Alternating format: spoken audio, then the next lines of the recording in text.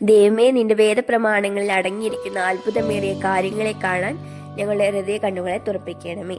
ഉൽപ്പത്തി 43 എന്നാൽ ക്ഷാമദേശത്ത് കഠിനമായി തീർന്നു. മിസ്രൈമിൽ നിന്ന് കൊണ്ടുവന്ന ധാന്യം തിന്നു തീർന്നപ്പോൾ അവരുടെ അപ്പൻ അവരോട്, നിങ്ങൾ ഇനിയും പോയി കുറെ ആഹാരം കൊള്ളുവിൻ എന്ന് പറഞ്ഞു. അതിനെ യഹൂദ അവനോട് പറഞ്ഞത്, നിങ്ങളുടെ സഹോദരൻ നിങ്ങളോട് കൂടെ ഇല്ലായിരുന്നാൽ നിങ്ങൾക്ക് എന്റെ മുഖം കാണുകയില്ല എന്ന് അദ്ദേഹം തീർച്ചയായും ഞങ്ങളോട് പറഞ്ഞിരിക്കുന്നു. നീ ഞങ്ങളുടെ സഹോദരനെ ഞങ്ങളോട് കൂടെ അയച്ചാൽ ഞങ്ങൾ ചെന്ന് ആഹാരം വാങ്ങിക്കൊണ്ടുവരാം.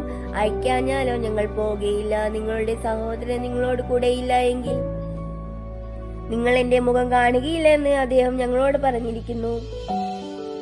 നിങ്ങൾക്ക് ഇനിയും ഒരു സഹോദരൻ ഉണ്ടെന്ന് നിങ്ങൾ അദ്ദേഹത്തിനോട് പറഞ്ഞ് എനിക്ക് ഈ ദോഷം വരുത്തിയത് എന്തിനെന്ന് ഇസ്രായേൽ പറഞ്ഞു.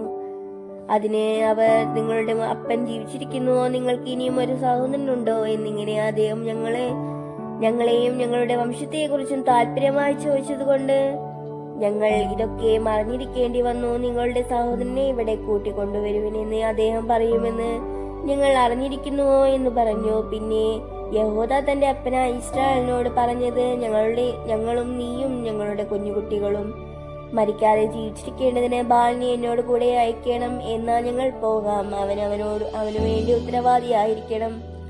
നീ അവനെ എന്റെ കയ്യിൽ നിന്ന് ചോദിക്കണം. ഞാൻ അവനെ നിന്റെ അടുക്കൽ കൊണ്ടുവന്ന് അവനെ നിന്റെ മുമ്പിൽ നിർത്തുന്നില്ലെങ്കിൽ ഞാൻ സദാകാലം നിനക്ക് കുറ്റക്കാരനായിക്കൊള്ളാം. ഞങ്ങൾ താമസിച്ചിരുന്നില്ലെങ്കിൽ ഇപ്പോൾ 2 പ്രാവശ്യം പോയി വരുമായിരുന്നു. അപ്പോൾ അവരുടെ അപ്പനായ ഇസ്രായേൽ അവനോട് പറഞ്ഞത്, ഇങ്ങനെയാണെങ്കിൽ ഇത് ചെയ്യുവിൻ.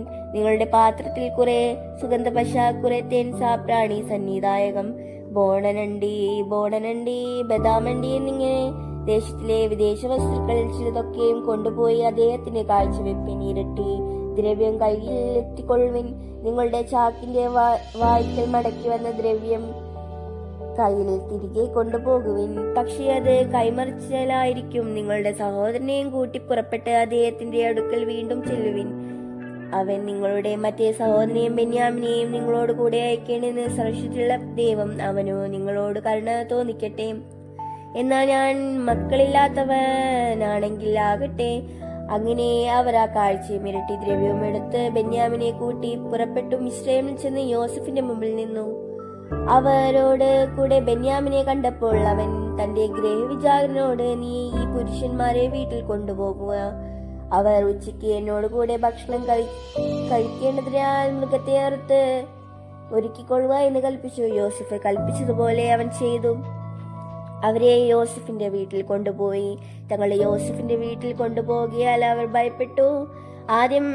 ആദ്യത്തെ പ്രാവശ്യം നമ്മുടെ ചാക്കിൽ മടക്കി വന്ന ദ്രവ്യം നിമിത്തം നമ്മെ പിടിച്ച് അടിമകളാക്കി നമ്മുടെ കഴുതകളെയും കൊള്ളേണ്ടതിനാകുന്നു നമ്മെ കൊണ്ടുവന്നിരിക്കുന്നത് എന്ന് പറഞ്ഞു. അവർ യോസഫിന്റെ ഗൃഹവിചാരകന്റെ അടുക്കൽ ചെന്ന് വീട്ടുവാതിൽക്കൽ വെച്ച് അവനോട് സംസാരിച്ചു, യജമാനെ, ആഹാരം കൊള്ളുവാൻ ഞങ്ങളെ മുമ്പേ വന്നിരിക്കുന്നു. ഞങ്ങൾ വഴിയമ്പലത്തിൽ ചെന്ന് ഒരു ചാക്ക് അയച്ചപ്പോൾ ഓരോരുത്തരുടെ ദ്രവ്യം മുഴുവനും അവനവന്റെ ചാക്കിന്റെ വായ്ക്കൽ ഉണ്ടായിരുന്നു. അത് ഞങ്ങൾ വീണ്ടും കൊണ്ടുവന്നിരിക്കുന്നു. ആഹാരം കൊള്ളുവാൻ വേറെ ദ്രവ്യം ഞങ്ങൾക്ക് കൊണ്ടുവന്നിട്ടുണ്ട്. ദ്രവ്യം ഞങ്ങളുടെ ചാക്കിൽ വെച്ചത് ആരെന്ന് ഞങ്ങൾക്ക് അറിഞ്ഞുകൂടാ എന്ന് പറഞ്ഞു. അതിന് അവൻ, നിങ്ങൾക്ക് സമാധാനം, നിങ്ങൾ ഭയപ്പെടേണ്ട. നിങ്ങളുടെ ദൈവം നിങ്ങളുടെ അപ്പന്റെ ദൈവം തന്നെ. നിങ്ങളുടെ ചാക്കിൽ നിങ്ങൾ നിക്ഷേപം തന്നിരിക്കുന്നു. നിങ്ങളുടെ ദ്രവ്യം എനിക്ക് കിട്ടിയെന്ന് പറഞ്ഞ് ശിമയോനെയും അവരുടെ അടുക്കൽ പുറത്തു കൊണ്ടുവന്നു. പിന്നെ അവരെ യോസഫിന്റെ വീട്ടിനകത്ത് കൊണ്ടുപോയി അവർക്ക് വെള്ളം കൊടുത്തു. അവനെ കാലുകളെ കഴുകി അവരുടെ കഴുതകൾക്ക് അവൻ തീൻ കൊടുത്തു. ഉച്ചയ്ക്ക് യോസഫ് വരുമ്പോഴേക്ക് അവൻ കാഴ്ച ഒരുക്കി വെച്ചു. തങ്ങൾക്ക് ഭക്ഷണം അവിടെ എന്ന് അവൻ കേട്ടിരുന്നു. യോസഫ് വീട്ടിൽ വന്നപ്പോൾ അവൻ കൈവശമുള്ള കാഴ്ച അകത്ത് കൊണ്ടുചെന്ന് അവന്റെ മുമ്പാകെ വെച്ച് അവനെ സാഷ്ടാംഗം നമസ്കരിച്ചു. അവൻ അവരോട് കുശല പ്രശ്നം ചെയ്തു. നിങ്ങൾ പറഞ്ഞ വൃദ്ധൻ നിങ്ങളുടെ അപ്പൻ സൗഖ്യമായിരിക്കുന്നുവോ?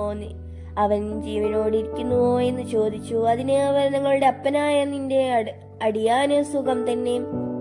അവൻ ജീവിച്ചിരിക്കേണ്ടതിന് എന്ന് ഉത്തരം പറഞ്ഞു കുനിഞ്ഞ് നമസ്കരിച്ചു.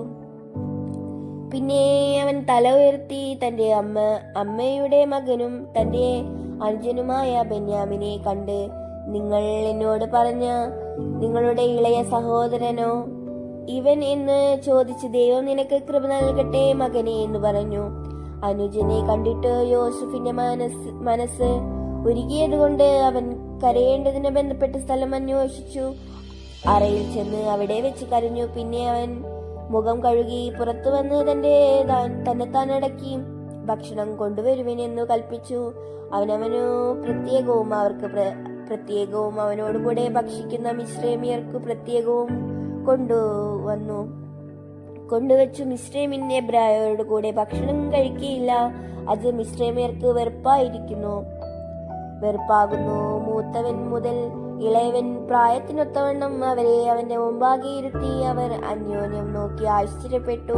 അവൻ തന്നെ മുമ്പിൽ നിന്ന് അവർക്ക് ഓഹരി കൊടുത്തയച്ചു. ബെന്യാമിന്റെ ഓഹരി അവരുടെ ഓഹരിയുടെ 5 ഇരട്ടിയായിരുന്നു. അവൻ പാനം ചെയ്ത് അവനോട് കൂടി ആഹ്ലാദിച്ചു. ബാർക്കുമോ.